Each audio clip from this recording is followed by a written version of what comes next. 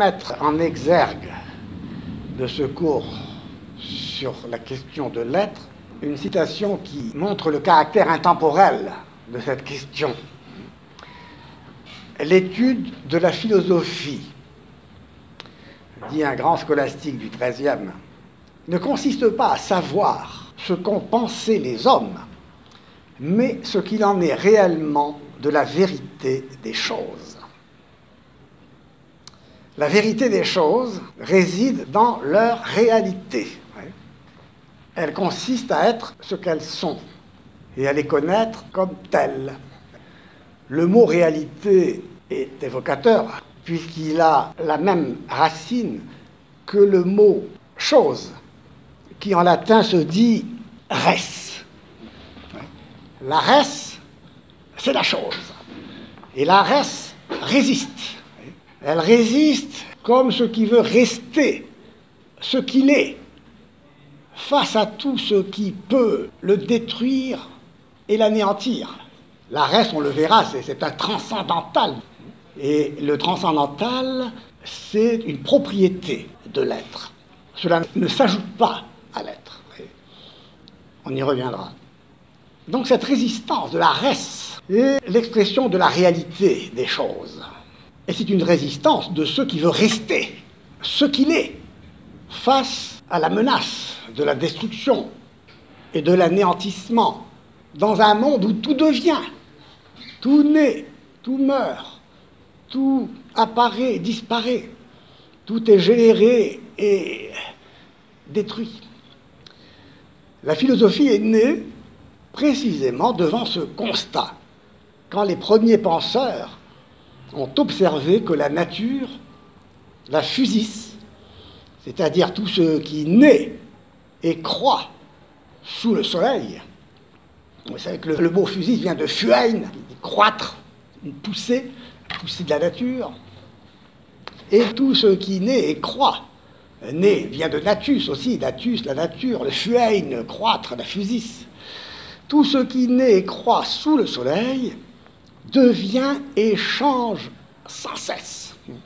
C'est pourquoi ils se sont interrogés avec profondeur et peut-être avec angoisse sur la nature de ce devenir.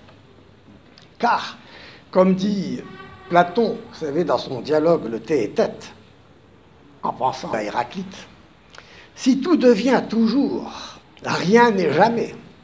Et si en effet, ce qui était il y a un instant n'est plus, comment ce qui n'est plus peut-il être à nouveau? Entre l'instant T1 et l'instant T2 se creuse une discontinuité absolue. Un abîme s'ouvre et plonge tout ce qui est, le monde, l'univers, dans un chaos inintelligible. Or, face au chaos et à l'inintelligibilité, l'intelligence se révèle à elle-même et se révolte dans tous les sens du terme.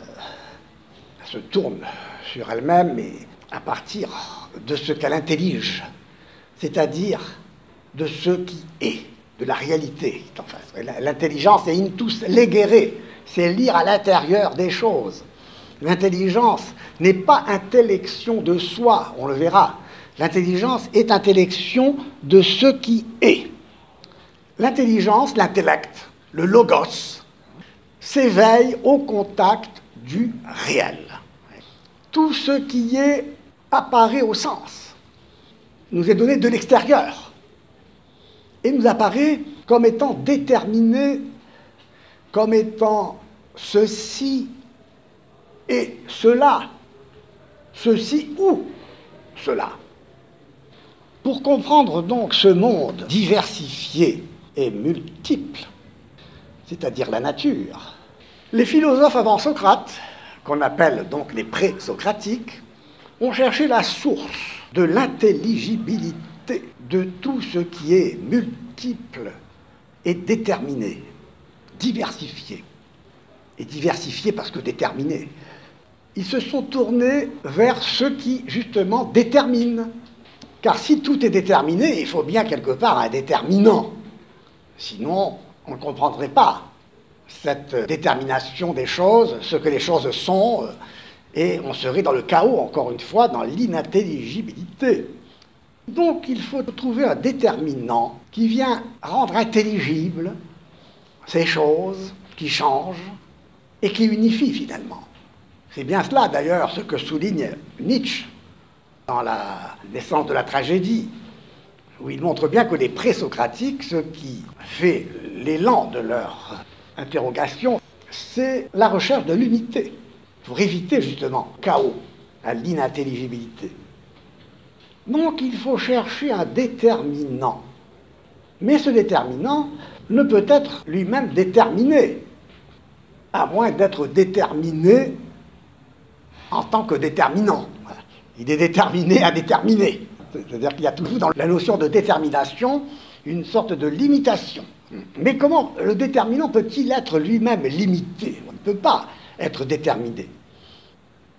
Thalès de Milet, le premier représentant de l'école de Milet en Asie mineure, c'est-à-dire dans la Turquie actuelle, sur la côte méditerranéenne, Thalès de Milet a identifié ce déterminant à l'eau.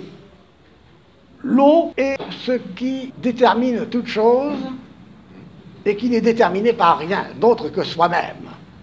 Son contemporain Anaximandre ira plus loin et avec plus de logique dira que ce déterminant n'est pas l'eau, mais qui est encore trop, pour ainsi dire, circonscriptible.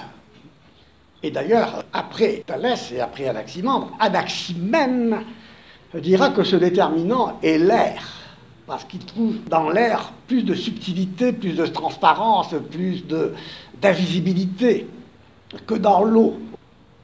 Eh bien, Anaximandre va dire que ni l'eau, finalement, et ni l'air, en anticipant, puisqu'Anaximène vient après Anaximandre, il dira que ce qui est au commencement, arché, de toute chose, de toutes ces choses qui sont déterminées, ce sera un indéterminé pur. Ce sera l'indétermination elle-même. Or, qu'est-ce que l'indétermination? C'est l'infini. C'est ce qui n'a pas de limite.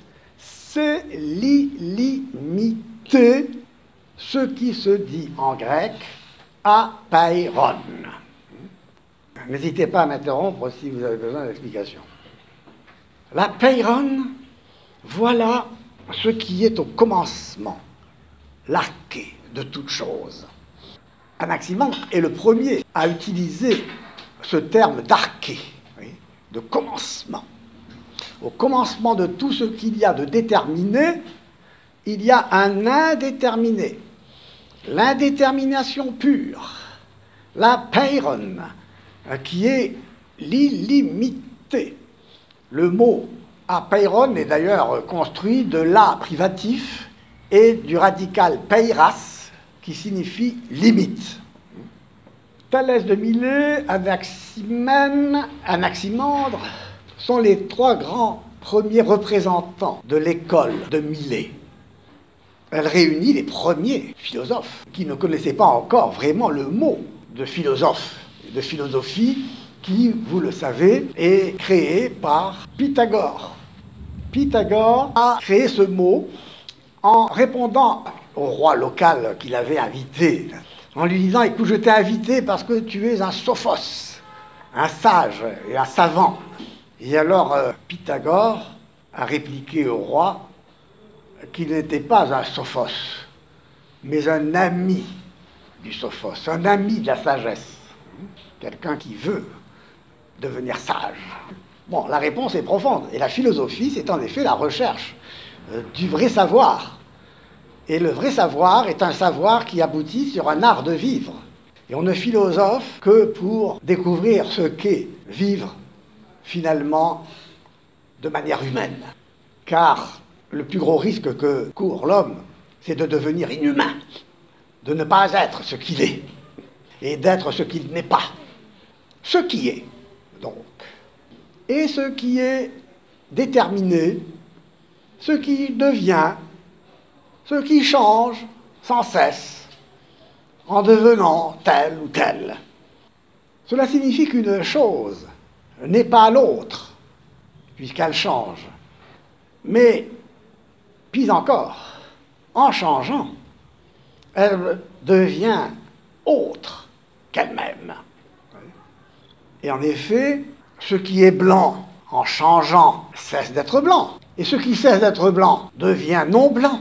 C'est la grande logique que Héraclite va dégager, en comprenant que ce qui est, et quand je dis ce qui est esti, id quod est, en latin, en grec, ce qui est, eh bien, c'est ce que l'on traduit aujourd'hui, l'étang.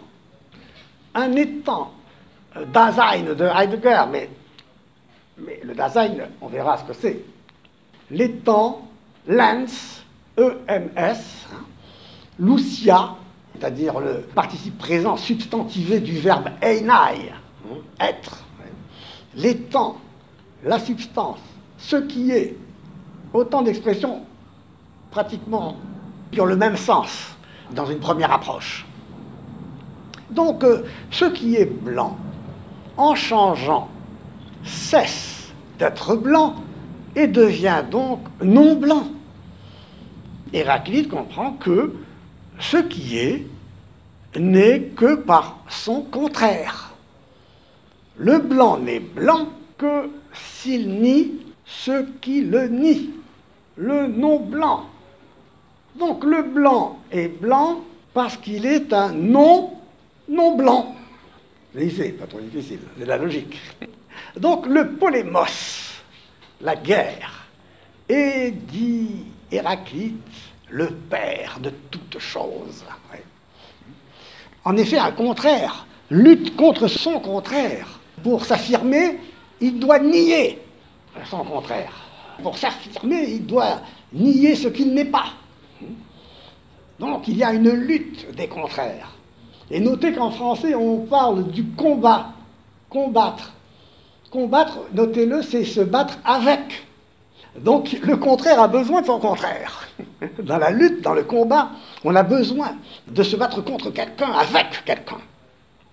Eh bien, la nature entière est-elle une flamme qui s'allume et se rallume au moment où elle allait s'éteindre?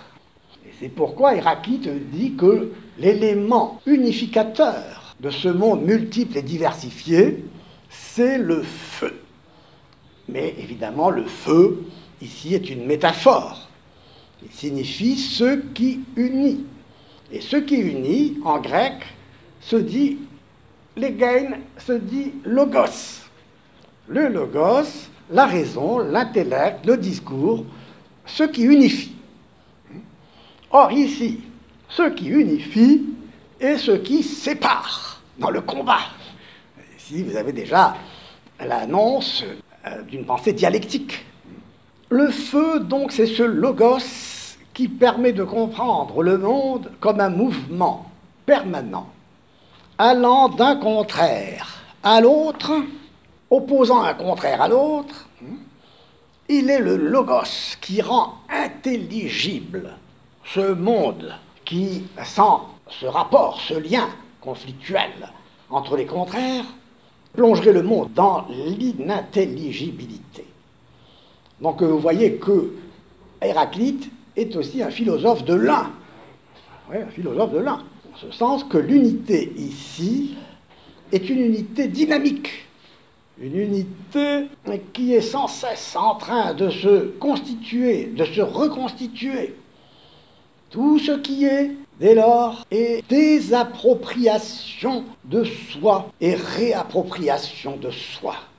Pour ainsi dire, ce qui est n'est pas, et ce qui n'est pas est. Est-ce possible? C'est ici que se dresse Parménide, qui concevra autrement ce qui est. Vous voyez, donc, quand vous écrivez ce qui est, moi je l'écris en italique, donc vous pouvez le souligner, l'expression ce qui est. Id quod est. Ce qui est pour Parménide, ce n'est ni l'eau, ni l'air, ni le feu, ni la terre. Ce qui est, c'est l'être. Or, l'être n'a pas de contraire. En effet, l'être n'est pas la négation de ce qui le nie, comme le blanc, qui n'est blanc que parce qu'il est non blanc. L'être n'est pas un non-être, car pour nier le non-être, et s'affirmer donc comme être, il faudrait tout simplement que le non-être précède l'être et que le non-être soit. Or, la déesse, qui est seule à comprendre ces choses dans le poème de Parménide, lui dit « Je ne te laisserai pas dire une chose pareille, car l'être est et le non-être n'est pas. » Parménide sera vraiment le commencement de toute la philosophie. Et d'ailleurs, les présocratiques sont la meilleure introduction à la philosophie. La pensée des philosophes avant Socrate constitue donc une véritable introduction à la question de l'être. Platon et Aristote ne font que nourrir ce questionnement. Et ils aspireront toute l'histoire de la philosophie. Vous savez que Whitehead dit que toute l'histoire de la philosophie est une série de notes en bas de page des œuvres de Platon et d'Aristote. Ils ont livré à l'humanité ce que l'intelligence humaine, avec ses seuls efforts, a pu approfondir à un niveau extraordinaire. Eh bien, les philosophes du Moyen-Âge qui nous intéressent sont les héritiers de la pensée grecque. Et ils se considéraient humblement, d'ailleurs, comme des nains juchés sur les épaules de géants, selon une expression attribuée à Bernard de Chartres, un maître de l'université au XIIe siècle. Un grand philosophe, Severinus Boëtius, dit Boès, mort en 524, appelé le dernier des Romains et le premier des médiévaux, a joué un rôle important dans la transmission de la pensée grecque. Il avait conçu le projet de traduire en latin les œuvres complètes d'Aristote et de les commenter, ainsi que celles de Platon, puisqu'il voulait transmettre toute la culture grecque à la postérité. Et donc il voulait traduire les œuvres complètes d'Aristote, les commenter, celles de Platon, et il cherchait à montrer que leurs idées étaient, comme il dit lui-même, en harmonie entre elles. Les idées, en unique harmonie, devaient être restaurées par lui, comme il dit. L'œuvre de Boès, inachevée, vous savez qu'il a été exécuté par Théodoric pour trahison, enfin il a été victime de calomnie, etc. Et j'aime bien le comparer à un moderne qui est Thomas More. Je sais pas si... Boès, donc, c'est un grand bonhomme, un grand génie, vraiment qui a livré à la pensée médiévale toute une interrogation, une œuvre très structurée. Son œuvre va jouer un rôle important, mais un rôle important surtout en logique, qui va influencer en particulier Abélard. L'histoire du Moyen-Âge, ici je ne veux pas faire de l'histoire, nous sommes en train de réfléchir de manière thématique sur une question précise, la question de l'être. Et on ne va pas aborder cette question de manière historique ni philologique, mais de manière spéculative et métaphysique, qui est vraiment la seule façon de progresser. L'histoire de la philosophie au Moyen-Âge, et vous voyez que je ne dis pas l'histoire de la philosophie médiévale, je parle de l'histoire de la philosophie au Moyen-Âge, parce que la philosophie a un caractère intemporel dans son questionnement, puisque c'est un questionnement de l'intelligence humaine qui se révèle à elle-même justement au contact du réel, qui s'interroge sur la nature, sur la réalité des choses. Sur la réalité des choses. Donc, l'histoire de la philosophie au Moyen-Âge témoigne d'un dialogue très riche et profond entre le platonisme et l'aristotélisme, où vont se faire face, en se développant, une métaphysique de l'un, qui doit beaucoup au néoplatonisme, et une métaphysique de l'être, qui sera illustrée par l'aristotélisme médiéval. J'ai consacré un séminaire jusqu'à présent à la métaphysique de l'un, en étudiant deux figures emblématiques, Maître Eckhart, mort en 1328, et Nicolas de Cuse, mort en 1464, qui ont conduit la métaphysique de l'un à son apogée, à son plus haut niveau de cohérence. Et à vrai dire, ce sont eux les véritables fondateurs de la pensée moderne, qui sont toujours d'une grande actualité philosophique et intellectuelle, car nous ne sommes pas sortis encore de cette philosophie de l'un prédominante. Toutes les œuvres de Nicolas de Cuse qui ont été écrites en latin, et cette métaphysique de l'un a pour point de départ la première hypothèse énoncée dans le Parménide de Platon. Donc dans le Parménide, c'est la deuxième partie, vous avez un excellent commentaire du Parménide par Jean Val. C'est une véritable gymnastique intellectuelle qui forme vraiment l'intelligence philosophique. Le Parménide de Platon, c'est une œuvre des plus profondes, ainsi que le Sophiste. Heidegger, dans son Sein und Zeit, met une phrase du Sophiste en exergue. Bon, c'est pour dire l'actualité, n'est-ce pas, de la pensée platonicienne, qui fera l'objet de la critique d'Aristote, n'est-ce pas, mais qui va être aussi à l'origine du développement d'une grande philosophie, la philosophie plotinienne, c'est-à-dire la philosophie de Plotin qui a fondé le néoplatonisme, à partir de cette première hypothèse du Parménide qui se pose la question de savoir si l'un est. Alors, je suis obligé ici, puisque je ne vous ai pas eu en cours jusqu'à présent, de vous rappeler la genèse de cette question, parce que c'est très important. Vous savez, Platon, on le voit ici, dépend d'Héraclite et de Parménide. Héraclite pour qui tout devient, et si tout devient, rien n'est jamais. Et donc, puisque rien n'est jamais dans le monde sensible où tout change et tout devient, et tout se corrompt et disparaît, eh bien, l'être véritable, Platon dira qu'il est dans le monde intelligible. Socrate, en tant qu'individu, n'est qu'une ombre au fond de la caverne, prêt à s'effacer dans les ténèbres de l'inexistence. Alors que l'idée d'homme, elle, universelle, paradigmatique, qui est idée de soi-même, pensée de soi-même, intellection de soi dans un monde éternel, l'idée d'homme, voilà ce qui est réellement réel. Ontos on, en grec. Donc, je vous disais ceci, n'est-ce pas, Socrate, l'individu Socrate n'existe pas, c'est une ombre au fond de la caverne. L'être de Socrate est dans son idée d'homme, et dans l'idée d'homme. L'homme Socrate, sa réalité est dans l'idée d'homme, donc elle n'est pas en lui. Et lui est appelé à disparaître promptement, et d'ailleurs, il va être condamné à prendre la ciguë, à disparaître, et finalement, la ciguë n'a tué personne, puisque, vous voyez, il n'y a personne, comme dirait Beckett. Vous savez, vous connaissez Beckett, il n'y a personne, en attendant Godot. D'accord, je dis Socrate est un homme, mais Socrate est un homme parce qu'il participe à l'idée d'homme. Et donc le monde sensible n'a de réalité que dans le monde auquel il participe. Maintenant, je vais dire Socrate est un homme, et je vais dire que Socrate, cet homme, est grand. Mais rien n'est grand qui ne soit dans l'idée de grandeur. Il faut donc que quand j'énonce cette proposition, cet homme, Socrate, est grand, qu'il y ait cette fois-ci une participation non pas du monde sensible au monde intelligible, mais à l'intérieur du monde intelligible entre l'idée d'homme et l'idée de grandeur.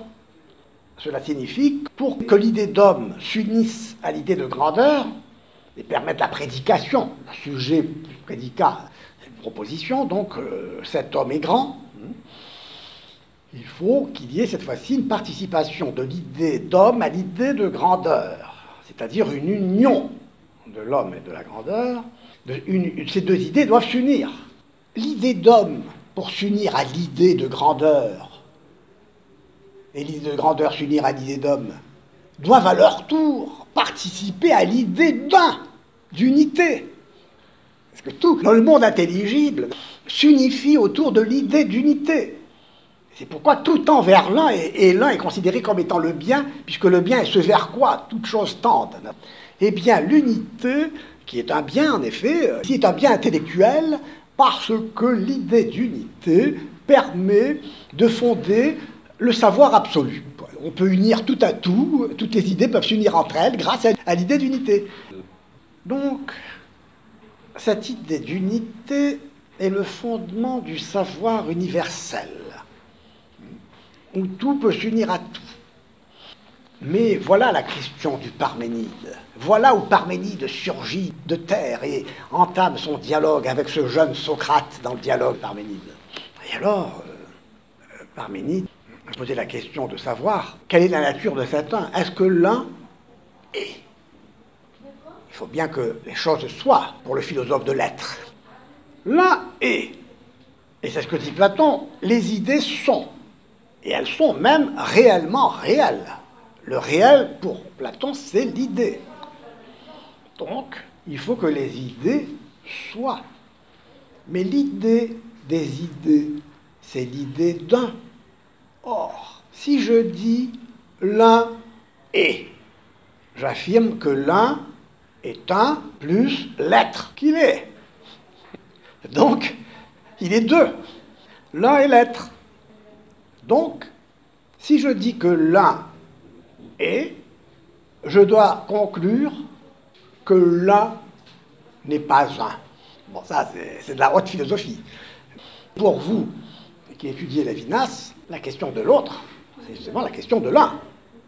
Comment l'un peut-il devenir autre, sans cesser d'être un? C'est la question de l'identité. Et c'est pourquoi, quand nous avons étudié l'un, nous avons vu comment l'un ne pouvait être, en tant qu'identique à soi, que le résultat d'un retour à soi, par ce détour d'une histoire, qui est l'histoire de l'esprit absolu pour Hegel. L'identité de l'un est un résultat de cette histoire, de ce retour. Pour Hegel, l'esprit absolu, c'est l'unité, l'identité de soi à soi, c'est la pensée qui se pense, qui s'identifie à elle, vous voyez, c'est l'un, c'est l'un. Et l'un, c'est vraiment cette indétermination pure, sans limite, dont Anaximandre avait déjà eu l'intuition. Extraordinaire. Donc si l'un est, l'un n'est plus un. Je ne peux même pas dire l'un est un. À la limite, je ne puis dire qu'une chose, l'un, un a anné sur l'un.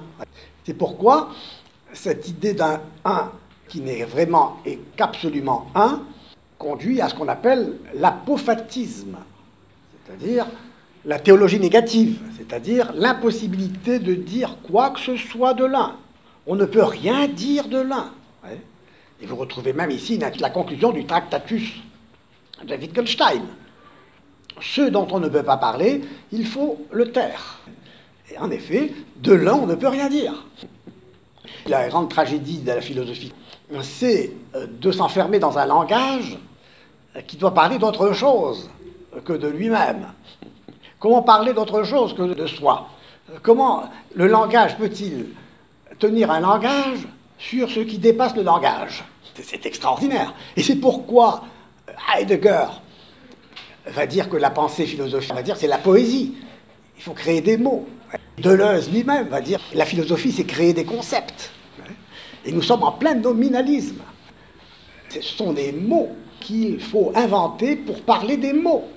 Le langage est un système de signes qui ne renvoie qu'à des signes.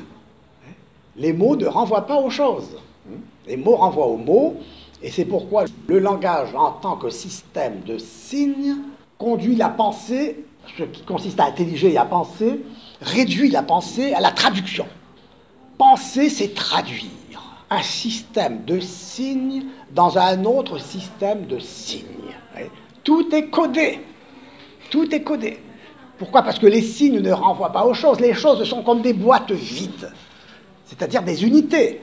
Des unités dont on ne peut rien dire, puisque de l'un, on ne peut rien dire. De l'un, on ne peut rien dire. Donc, on va, pour pouvoir parler, mettre sur ces boîtes vides des étiquettes avec un nom. Et on pourra ainsi parler non pas de la chose, mais du mot qui désigne cette chose innommable. Et donc, le nominalisme triomphe. Et le problème du nominalisme et de la tradition occamienne, c'est de fonder la logique des propositions. Il faut que les propositions puissent avoir un sens. Il faut donc que ce sens dépende de l'ordre des mots. Tout cela, c'est l'histoire de la philosophie analytique. Et le XXe siècle se départage entre l'héritage phénoménologique et l'héritage de la philosophie analytique. Les deux se rejoignent. Husserl, ici, a joué un rôle aussi important. Donc, ces deux mouvements de pensée se fondent l'une et l'autre, et par des voies différentes, sur une philosophie de l'un, c'est-à-dire de l'innommable. Oui.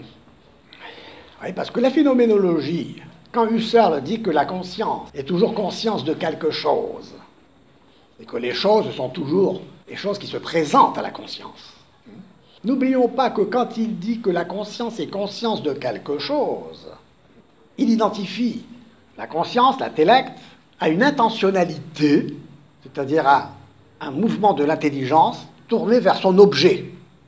Toute la question est de savoir si cette chose vers laquelle la conscience se tourne et fait que la conscience est conscience, parce que la conscience est conscience de quelque chose, eh bien, toute la question est de savoir si cette chose est un étant donné dans la réalité, un essai in re, un être dans la chose, oui, ou si cette chose est un objet, c'est-à-dire un être qui est uniquement dans l'intellect, construit par l'intellect. Or, la limite de la phénoménologie, c'est que cette conscience qui est conscience de quelque chose ne passe pas par les sens, les yeux, les oreilles. La conscience arrive aux choses par la Befindlichkeit, c'est-à-dire par le sentiment qui existe quelque chose, par le vécu. C'est un vécu que la conscience perçoit. La chose donc qui se présente à la conscience ne se présente pas à la conscience à travers les sens comme quelque chose qui est donné à l'extérieur, qui fait que les choses sont perçues grâce aux sens qui sont comme les fenêtres de l'âme, pour parler poétiquement, et les sens nous ouvrent sur le monde extérieur. Et toute la question de la philosophie est de savoir quel est le statut de cette réalité en tant que réalité, la réalité des choses. Quelle est la réalité des choses? La réalité de la res, qui résiste au sens où elle est donnée à l'extérieur, et au sens où quand je vois une rose rouge, par exemple, cette rose rouge est bien rouge, et il s'agit bien de cette rose que je perçois avec mes sens. Mais mon intellect ne devient pas rouge, mes yeux ne deviennent pas rouges en voyant du rouge.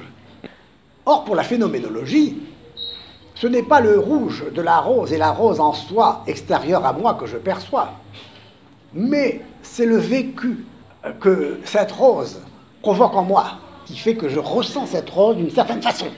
Et c'est pourquoi, quand bien même verrais-je un éléphant, cet éléphant, je le verrai toujours sous un aspect. On donne parfois l'image de quelqu'un qui n'a pas les yeux bandés, qui essaie de voir ce qu'il est en train de toucher. Il y a un éléphant devant lui, quoi, non? Et puis alors il n'arrive pas à voir ce que c'est, mais c'est un aspect, alors il découvre cet aspect des choses, cette façon, n'est-ce pas? Donc vous voyez l'importance ici du fait de percevoir une chose, non pas en tant qu'elle l'est, mais en tant qu'elle est vécue, hein? Non pas en tant qu'elle est et dont l'existence extérieure m'est révélée par les sens, mais quelque chose que je perçois comme étant vécu. Vous voyez, c'est pourquoi la Befindlichkeit, le sentiment, l'émotion, le vécu, c'est la seule chose qui me permet d'avoir un contact avec le monde extérieur. Mais ce monde extérieur, je n'y parviens pas par la sensation. Vous voyez, je parviens par ce sentiment. Ma conscience est toujours conscience de quelque chose. Quelle est la nature de ce quelque chose? C'est ça le problème. Je l'aperçois comme de l'inconnu, quoi, dans le fond, encore. C'est encore de l'inconnu. C'est pourquoi ce qui va compter, c'est le sentiment, c'est l'émotion, c'est ce que je ressens, mais pas ce que je connais. Heidegger, disciple rebelle de Husserl, va dire: mon cher Husserl, merci pour ta découverte. Jusqu'à Hegel, n'est-ce pas, le sujet et l'objet s'identifiaient dans une unité indéterminée, cette unité qui absorbe tout dans son néant. Cette unité qui est la détermination pure. Eh bien, cette histoire, une histoire, Heidegger va dire que c'est une histoire du néantisé. Le Nichts, Nichtet. Il va inventer, vous voyez, le néant néantise. Parce que l'un, c'est du néant. L'un dévore tout. L'un dévore tout ce qui pourrait s'ajouter à lui. Il absorbe tout, comme dans le trou noir de l'univers, si on pouvait faire cette analogie, mais enfin, ce serait une mauvaise analogie, parce que la science ne doit pas rentrer dans nos considérations. Donc, Heidegger va dire: ah, Husserl, tu fais une différence entre le sujet et l'objet. Merci, tu définis la conscience comme conscience de quelque chose, et comme l'objet, une chose qui se présente à la conscience. Eh bien, merci. Tu nous as libérés de cette identité totalitaire, qui est un gouffre de néant. Moi, maintenant, ce qui m'intéresse, n'est-ce pas, ce n'est pas l'objet en tant qu'il se présente à la conscience, mais l'objet en tant qu'il se présente indépendamment de toute conscience à laquelle il se présente. Autrement dit, ce qui m'intéresse, c'est l'objet en tant qu'il se présente, et ce qui m'intéresse plus précisément, c'est se présenter, c'est-à-dire ce fait d'être là, Dasein, être là. Et même Heidegger, dans sa lettre sur l'humanisme, précisera que l'être du Dasein, ce n'est pas être là, mais c'est être le là, da. C'est-à-dire que tout consiste à se présenter là, à être là, comme jeter là, se trouver là comme un déchet, qui est le résultat d'une expulsion. C'est pourquoi l'existence est un projet, un rejet. Mais d'où vient, d'où provient l'existéré? Existéré, ça veut dire ek, c'est sortir de, et se trouver là, sistéré, se situer là, voyez, se trouver là comme le taureau au milieu de l'arène, hébété et appelé à mourir. Voyez. Et donc, l'être là, qui se présente, voilà, ce qui intéresse Heidegger, mais alors toute la philosophie du XXe siècle va se nourrir de cela, vous comprenez? Parce que exister, c'est être éjecté, c'est sortir de, c'est être projeté. L'existence, Sartre va reprendre l'expression, mais pour Heidegger, c'est la projection. Le Dasein allemand est l'équivalent de l'existentia latine. Et d'ailleurs, dans Sein und Zeit, Heidegger définit le Dasein en disant que l'essence du Dasein, c'est-à-dire ce qu'est le Dasein, l'essence du Dasein est d'exister. Nous sommes toujours en train de sortir de nous-mêmes, et vous voyez qu'ici vous retrouvez les intuitions des présocratiques. C'est pourquoi Heidegger s'intéresse aux présocratiques. C'est pourquoi Nietzsche aussi, que vous étudiez, vous devez l'étudier aussi sous cette lumière. Ça peut vous éclairer beaucoup. Parce que cet être-là, se présenter, en allemand se dit Wesen. Wesen, en latin, ce serait essentiari, s'essentier. Ouais. Comme si nous nous projetions en nous déterminant nous-mêmes à être ce que nous sommes. Ici, la liberté prend un sens existentiel. La liberté, c'est choisir ce que nous sommes, c'est devenir ce que nous sommes, c'est devenir ce que tu es, Nietzsche. Et donc, la question ultime de cet être-là, cet être donné-là, il y a quelque chose, il y a quelque chose. En allemand, cela se dit es gibt, du verbe geben, donner. L'étant donné, c'est le titre d'un ouvrage de Jean-Luc Marion, qui est un phénoménologue aussi. Étant donné, étant donné là, es gibt est composé du neutre es. Ça veut dire il donne. Il donne, cela donne. C'est du neutre et de l'impersonnel. Cela donne. L'origine de cette donation est inconnue. C'est l'indétermination pure. Et c'est là où on peut rattacher la pensée de Heidegger à l'héritage néo-platonicien, à la philosophie de l'un, puisque l'un rejette tout ce qui peut le déterminer, tout ce qui peut en faire quelque chose, et qui donc le menace de perdre son unité. Cet un, c'est une force d'expulsion. L'un rejette tout ce qui s'approche de lui et le menace dans son unité. L'un, c'est une force. C'est la force qui va devenir la force de l'histoire, qui va constituer, qui va néantiser tout ce qui s'approche de lui, de l'un. De l'un, rien ne peut s'approcher. s'engouffrer dans son néant. C'est un mysticisme nihiliste. Et c'est pourquoi le nihilisme mystique d'un maître Eckhart est d'actualité. Mais cette mystique nihiliste est dangereuse, évidemment. Et c'est pourquoi nous réfléchissons, nous, sur l'être en tant qu'être, sur ce qui est en tant qu'il est, mais non pas en tant qu'il est là, comme le résultat d'une force expulsante, qui est la force avec laquelle l'un lui-même se confond. La volonté de puissance de Nietzsche, c'est quoi? C'est pas la volonté de puissance, c'est la volonté comme puissance. Cette puissance, cette force, cette énergie, c'est l'énergie du désespoir en quelque sorte aussi. C'est l'énergie plutôt de cette néantisation. Comme dit Sartre de Laurentin, de cette branche d'arbre-là, elle était de trop pour l'éternité. Tout ce qui est de trop pour la pureté de l'un. Comme vous le voyez, de même que Whitehead disait que l'histoire de la philosophie est un résumé de tout ce que l'on peut dire en bas de page aux œuvres de Platon et d'Aristote, on peut le dire de Husserl et Heidegger pour le XXe siècle. Mutatis mutandis. Donc, la question de l'être est une question intemporelle. Parce que c'est une question qui est toujours là pour l'intelligence, puisque l'intelligence est toujours intellection de ce qui est, pas intellection de soi. Elle est intellection de soi en tant qu'elle intellige, qu'elle est un acte d'intelliger. Cet acte pur d'intelliger, cela vous rappelle quoi et qui et quelle œuvre? Ça doit vous rappeler la noesis noseos d'Aristote dans sa métaphysique, c'est-à-dire de la pensée qui se pense, de l'intellect qui s'intellige. C'est l'acte pur pour Aristote. Parce que vous savez que pour Aristote, ce qui est passe de la puissance à l'acte. L'être, toujours, passage de la puissance à l'acte.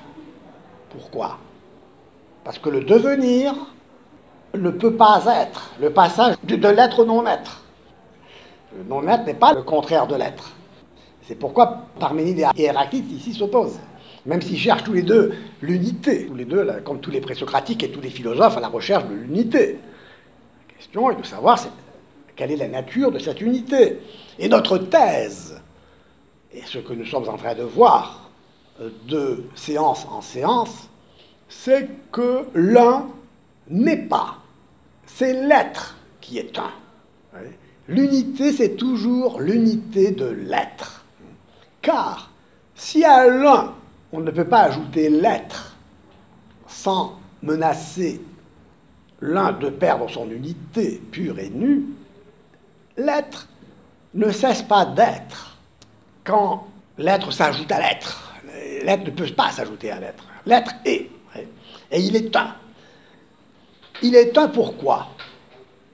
Parce que l'unité est indivisibilité. Quand on dit de l'être qu'il est un, on veut dire qu'il n'est pas divisible. Il n'est pas divisible. Et cette non-divisibilité de l'être, pour Aristote, sera sauvée par le fait que c'est le même être qui passe de la puissance à l'acte. Mais bon, on ne va pas développer cela. L'être est un parce qu'il est indivisible. Pourquoi est-il indivisible? Parce que si l'être était divisible, il se diviserait en être et non-être. Or, on l'a dit, ce qui est ne peut pas, au moment où il est, ne pas être. C'est le principe de non-contradiction, qui n'est pas un principe logique uniquement. C'est inscrit dans l'être. C'est l'être qui ne peut pas à la fois être et ne pas être. Après, logiquement, en effet, on ne peut pas dire d'une chose qu'elle est ce qu'elle est et son contraire. Mais cela, c'est ici une application logique du principe de non-contradiction. Mais le fondement du principe de non-contradiction, c'est dans l'être qu'il se trouve. Parce que c'est vraiment l'être qui ne peut pas à la fois être et ne pas être. À la rigueur, un mot peut signifier une chose et son contraire. La preuve, le mot chien. peut signifier à la fois l'animal et la constellation. Toute la question sera de savoir comment l'être, qui n'est pas un mot, peut être l'être de ce chien, de cet arbre, de cet homme.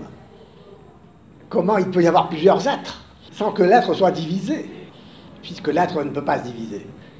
Tandis que l'un peut se multiplier sans se diviser. Il peut se multiplier sans se diviser parce qu'il n'est pas. Et ce qui nous permet de comprendre la multiplicité dans l'unité, c'est que le monde multiple est comparable à un miroir brisé. Et l'un se reflète entièrement dans chacun de ces éclats du miroir brisé. Le soleil se reflète dans chaque morceau de miroir. L'un peut se multiplier sans se diviser, parce qu'il n'est rien. C'est qu'une image. Tandis que l'être n'est pas une image. Quand je tue Socrate, c'est bien Socrate l'individu que je tue. Tuer n'est pas un mot. Et Socrate n'est pas qu'une ombre. Le problème est existentiel ici. Si tout est mot, puisque rien n'est, parce que je ne connais rien, que je dis que tout est mot et que les mots sont des signes qui me permettent de désigner une chose qui demeure innommable, parce qu'elle est une parce qu'elle est un de ces reflets de l'un dans un éclat de miroir, puisque chaque chose est comme un éclat de miroir, c'est-à-dire un reflet de l'un. Tout est reflet de reflet, dans un jeu de miroir infini. Enfin bon, c'est une image, cette image du miroir brisé, où les éclats de miroir sont tous diversifiés, sont tous différents, sont tous multiples et distincts, et où chaque miroir reflète parfaitement l'unité, entièrement, comme le soleil peut se refléter dans tous les miroirs. Mais l'un n'est pas. Il n'y a aucune réalité dans tout cela. Oui. Donc, quelle est la réalité des choses? Vous comprenez pourquoi la philosophie, comme je l'ai dit au début, l'histoire de la philosophie, là je dis, mais pas de savoir ce que les hommes ont dit, faire l'histoire de la philosophie en disant, voilà, celui-ci a dit ceci, celui-ci a dit cela. La philosophie consiste à réfléchir, à savoir ce qu'il en est réellement de la vérité des choses. La vérité des choses, la vérité, Heidegger joue sur les mots, et d'ailleurs il philosophe avec les mots en faisant parler les mots. Heidegger, à un certain moment, ne parle que de ce dont il parle, comme tous les nominalistes. Je parle de ce dont je parle. Je parle de quoi? De ce dont je parle. Mais je parle dans un langage qui est un système de signes. Et j'invente des mots, j'invente des concepts, mais je ne parle jamais des choses. Les mots ne renvoient pas aux choses. Les mots, donc, je les invente. Je les invente. C'est pourquoi la philosophie s'exprime dans un langage de plus en plus incompréhensible. Notez bien comment la déstructuration de la syntaxe rend difficile la lecture de certains philosophes, de certains auteurs, même Heidegger lui-même, Lévinas lui-même. Difficile à lire. Derrida, c'est à la limite de l'illisible. Ce sont des philosophes dont la clé de lecture est le code. Le code qu'ils créent en bon nominaliste, en bon occamien. Il faut un code pour interpréter, traduire un système de signes dans un autre système de signes. Philosopher, c'est créer des concepts, c'est créer un langage. C'est extraordinaire. À partir du moment où je n'ai plus d'emprise sur la réalité des choses, vous comprenez pourquoi philosopher vraiment, c'est savoir ce qu'il en est de la réalité des choses. Sinon, la vérité devient aletheia, au sens de dévoilement de soi par soi. De l'un, je ne peux dire que un. L'un se dévoile dans sa vérité en ce sens. Un. Voilà, je Anne. Dévoilement, c'est la manifestation dans l'ineffable de ce dont je ne peux parler. C'est le langage qui se révèle à lui-même comme un langage qui renferme un langage, qui renferme un langage, et ainsi à l'infini. C'est-à-dire que, vous comprenez, la tragédie intellectuelle et existentielle que cela provoque. Ici, il y a, comme dirait Olivier Boudenois, il y a une place pour une métaphysique rebelle. On parle de la métaphysique rebelle, pourquoi? Parce que la métaphysique tel que l'entend Heidegger, réduit son objet à l'étant comme étant pensé. L'étant est réduit à ce que la pensée pense de lui, c'est-à-dire l'étant comme objet construit par l'entendement. Ça, on a Kant comme témoin pour cela. Pour Kant, l'objet de la connaissance est construit par l'entendement, par les catégories a priori de l'entendement. Mon entendement produit un objet. Et le phénomène, c'est la représentation. Et la représentation, c'est une création de mon intellect, c'est une production de l'intellect. La représentation ne passe pas comme au Moyen-Âge chez certains philosophes, pas tous. Vous voyez, par exemple, pour une philosophie de la connaissance qu'on étudiera, l'essence me révèle la réalité extérieure. Et ce sont mes sens, ma sensation, qui unifient l'objet, qui le perçoit, et qui en forment une image. Donc il y a la sensation, puis l'imagination. La faculté de l'imagination, c'est ce qui produit l'image. Donc c'est vraiment une faculté en tant que pouvoir, en tant que dynamis en grec. La faculté, c'est un pouvoir de produire quelque chose, et ici de produire une image. Or, l'image est à la frontière de la sensation et de la représentation intellectuelle. Ce schéma, sensation, imagination, représentation, recoupe les trois dimensions du savoir, c'est-à-dire le savoir au niveau de la sensation, la physique dont l'objet est l'ens mobile, l'être donné qui est changeant, donc l'être tel qu'il est donné au sens. Puis ensuite, vous avez les mathématiques, la science mathématique qui, elle, saisit la réalité indépendamment des sens, qui produit par exemple le cercle, la sphère, le triangle. L'image, c'est ici une construction que la mathématique produit en traçant son objet qui ne correspond pas à la réalité. Pourquoi? Parce que la réalité donnée au sens m'offre jamais un cercle parfait, une sphère parfaite, un triangle parfait. Dans la nature, il n'y a pas un seul caillou dans l'univers entier qui soit une sphère parfaite. La sphère parfaite, c'est celle du mathématicien, du géomètre. Eh bien, les mathématiques sont le passage du monde sensible physique au monde intelligible, puisque la représentation, donc l'image, est produite pour représenter un objet sensible extérieur. Et là, revenons à la simple faculté de connaître, qui commence par la sensation, qui se poursuit dans l'imagination, qui reproduit la réalité extérieure sous une forme d'image, et cette image va produire la représentation. Pourquoi ce cheminement est important?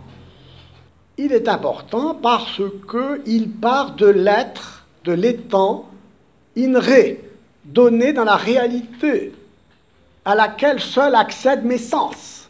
Et si je n'accédais pas à travers mes sens à la réalité extérieure, je devrais en rester au niveau de la représentation. La représentation ne serait pas le terme d'un cheminement qui, de la sensation en passant par l'imagination, arriverait à elle. Non, elle est première. Elle se fonde sur elle-même. C'est l'intellect qui produit la représentation. L'Erscheinen, le phénomène. Oui, c'est très important ça. Ici, la question de l'être ne se pose plus. L'étant, ici, c'est l'objet produit par l'entendement. Eh bien, Heidegger sera fondé à dire l'être, ce n'est pas l'étant. C'est ça la différence ontologique. L'être, ce n'est pas l'étant au sens où il fait une distinction, pour reprendre celle qui a déjà été faite avant lui, parce qu'il n'a rien inventé. Heidegger invente un langage uniquement. Il dit tout simplement, laisser in re, l'être dans la réalité, ce n'est pas l'être dans l'entendement. Ce qui est donné à l'extérieur, c'est ça l'être. L'étant, dont toute la modernité, depuis Nicolas de Cusmes, mais disons depuis Descartes, en passant par Kant surtout, l'étant est un produit de l'entendement, un objet, et non pas un sein, un Dasein. C'est un objet. L'objectum, c'est ce qui est objecté par l'entendement, qui produit un objet grâce à la catégorie de l'entendement pour Kant, n'est-ce pas? Et donc j'en reste uniquement au niveau de la représentation. Vous avez un résumé de tout cela magnifique dans la peinture de Magritte. Magritte reproduit une pipe. Il dessine une belle pipe. Ah, mais c'est une belle pipe, ça, c'est une pipe, ça. Eh bien non, dessous, il a besoin de dire « ceci n'est pas une pipe ». Voilà ici l'illustration picturale de la différence ontologique. L'être n'est pas l'étang. Eh bien, je vais développer une réflexion pour vous dire que l'étang est réellement. Et que Heidegger est fondé à affirmer cette différence ontologique et à dénoncer l'oubli de l'être dans la métaphysique des modernes. En ce sens, il n'est plus question de l'être, puisqu'il est question de l'être représenté. Il n'est plus question de la pipe, mais de la représentation de la pipe. La question de la pipe en tant qu'elle est vraiment une pipe, une réalité extérieure, voilà la vraie question métaphysique. Qu'est-ce que l'être en tant qu'être? La réalité non pas en tant qu'elle est représentée, mais la réalité en tant qu'elle est réellement. C'est la question aussi de Platon. Seulement Platon disait que la réalité qui est vraiment, c'est l'idée. Mais il avait un sens réaliste. C'était un réaliste, Platon. Pas un idéaliste au sens moderne, où le concept est une production de l'entendement uniquement, où il n'y a que de la représentation. Donc, crise de la représentation, avec Heidegger qui dénonce que l'être n'est pas sa représentation. Ici se retrouve la question médiévale qui se pose sous la forme du rapport entre l'être et l'essence. Parce que l'essence, c'est ce qui permet de définir une chose et dire ce qu'elle est. C'est un homme, un cheval, un arbre. Donc l'essence, ici, me permet de dire que Socrate est un homme, que Platon est un homme. Mais si je dis Socrate est un homme, Platon est un homme, Aristote est un homme, il faut aussi que j'arrive à dire que cet homme est Socrate. Cet homme est Platon. Et que cet homme Platon n'est pas cet homme Socrate. Et là, je désigne non pas l'essence, qui a un sens général, mais la substance, qui est singulière et individuelle. Et c'est ainsi que Aristote critique Platon, en disant, mon cher Platon, ce n'est pas l'idée qui est réelle, c'est la substance individuelle, c'est-à-dire l'étant, ce qui est bien là, voyez, ce qui est réellement. Voyez, ce qui est réellement, c'est la substance.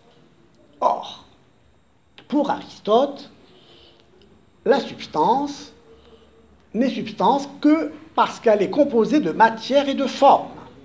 C'est la théorie illémorphique que vous connaissez, n'est-ce pas? À savoir qu'il n'y a pas de matière sans forme, ni de forme sans matière. Et que la substance est une réalité une, composée de matière et de forme. Aristote nous dit, voilà, ce qui est réellement, c'est la substance. Mais au Moyen-Âge, on va approfondir tout cela, mais il faudra du temps, un long cheminement, pour arriver jusqu'au XIIe, XIIIe siècle, et grâce en partie aussi aux philosophes musulmans, qui ont été les véritables héritiers de la pensée grecque pendant l'obscur Moyen-Âge du début. N'oublions pas que c'était l'Orient qui était la lumière du monde. Vous voyez, l'intelligentsia, l'art, la beauté, la vérité, la science, c'était l'Orient. L'Occident était dans les ténèbres. On oublie ça. Malheureusement, on dirait que l'Occident retourne aux ténèbres aujourd'hui. Bon, enfin, ça, on verra ça à l'autopsie. Bon, l'approfondissement de l'aristotélisme latin poursuivra l'analyse de la substance en disant que la substance n'est pas simplement ce qui est composé de matière et de forme, mais ce qui est composé d'essence et d'être. Et il s'agit maintenant de s'interroger sur l'être de ce qui est. Cela ne me satisfait plus de savoir qu'une substance est individuelle grâce à la solution idémorphique d'une matière et d'une forme qui s'unissent.